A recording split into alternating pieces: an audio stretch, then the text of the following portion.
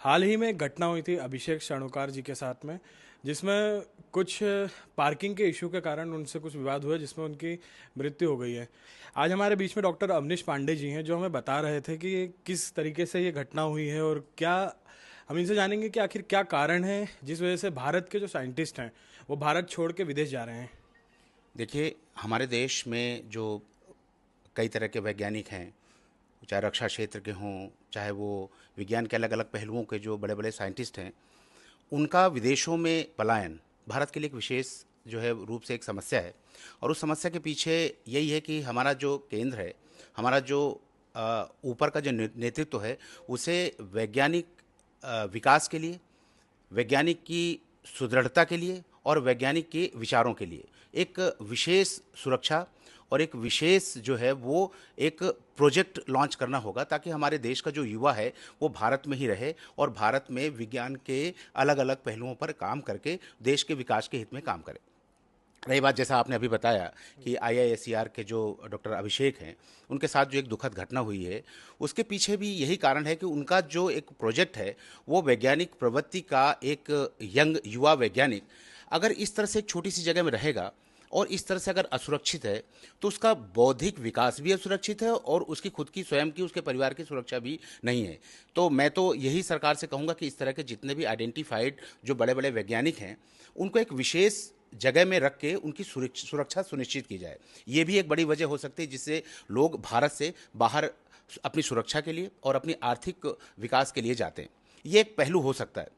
दूसरा एक पहलू ये है कि भारत में जो शिक्षा है, हमारी जो मूलभूत शिक्षा है, जो युवाओं की शिक्षा है, चाहे वो स्कूलिंग हो, चाहे वो कॉलेज में हो, चाहे यूनिवर्सिटी में हो, उसमें जो वैज्ञानिक सोच और उनके समझ और उनके जो प्रश्नोत्तर की जो प्रवृत्ति है, उसे नींव से ही डेवलप करना होगा।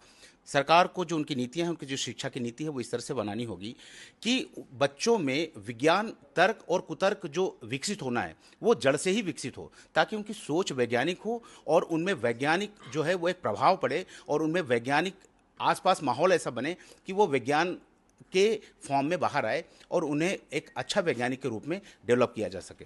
आपको क्या लग रहा है कि यहाँ पर जो भारत में साइंटिस्ट हैं, भारत में रह के वो रिसर्च नहीं कर पाते हैं उस लेवल की जो वो बाहर जाके कर सकते हैं? देखिए, रिसर्च के लिए देखा जाए तो हमारे पास में हमारे जो ऋषि मुनि रहे हैं, जो हमारा कैलेंडर बना हुआ है, इनमें किसी तरह की कोई गणना नहीं थी, लेकिन गणना आज भी वैज्ञानिक तथ्य हैं उनके। वो अंतरिक्ष के हमारे यहाँ बड़े बड़े वैज्ञानिक, हमारे डॉक्टर एपीजे अब्दुल कलाम हुए हैं, हमारे यहाँ बहुत बड़े बड़े साइंटिस्ट हुए हैं।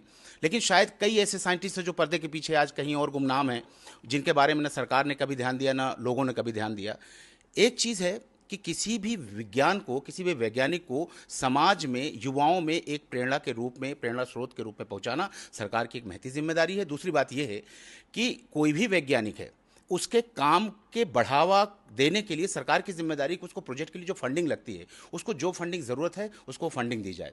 तो सुरक्षा, आर्थिक सुरक्षा, उसके परिवार की सुरक्षा सरकार को ध्यान देना होगा। इसी वजह से वैज्ञानिक हमारे यहाँ रुकेंगे और हमारे यहाँ से बाहर नहीं जाएंगे। आपका जैसा प्रश्न है कि वैज्ञानिक हमारे यहाँ किस तरह के हैं, हमारे यहाँ वैज्ञानिकों का काम ऐसे हैं कि दुनिया के सबसे बड़े बड़े वैज्ञानिक, आज नासा ले लो या बड़े बड़े एम्स का हमारे यहाँ जो डॉक्टर है वो दुनिया के सबसे बड़ा डॉक्टर माना जाता है। आईआईटीज को टेक्नोक्रेट्स हैं, वो दुनिया के सबसे बड़े टेक्नोक्रेट्स माने जाते हैं। हमारा जो कंप्यूटर में जो हमारे कंप्यूटर साइंटिस्ट है वो दुनिया के सबसे बड़े साइंटिस्ट हैं।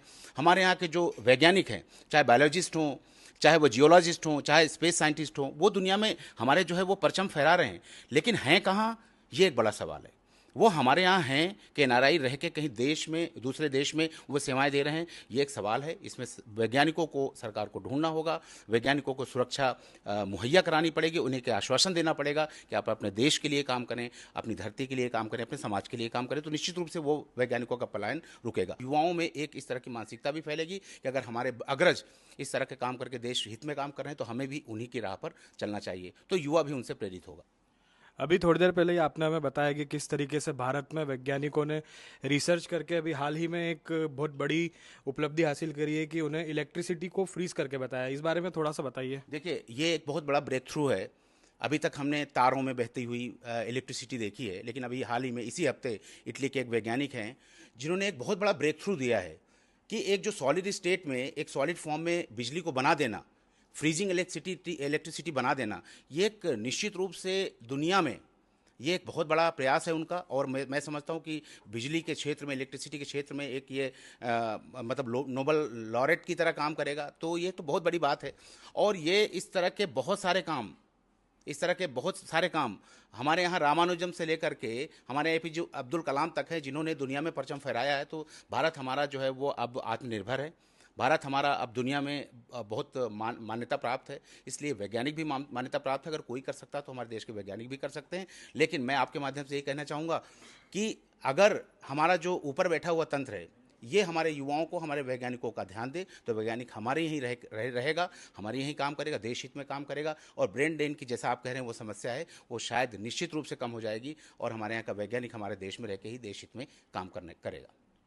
जो चीज़ आपने बताई है कि इलेक्ट्रिसिटी को फ्रीज कर दिया है, मैं चाहूँगा कि आप हमारे दर्शकों को बताइए कि इसका क्या फ़ायदा है आगे आने में। देखिए, अभी तो इसके बारे में बहुत ज़्यादा कुछ कहना ठीक नहीं है, क्योंकि अभी हाल की 3-4 दिन की घटना है, अभी हाल ही में इसी हफ्ते की घटना है।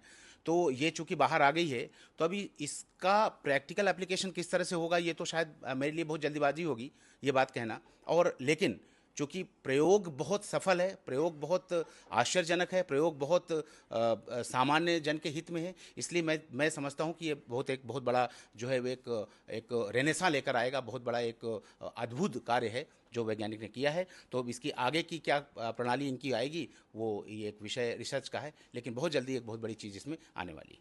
जी, बहुत बहुत धन्यवाद। तो ये थे डॉक्टर अवनीश पांडे हमारे साथ।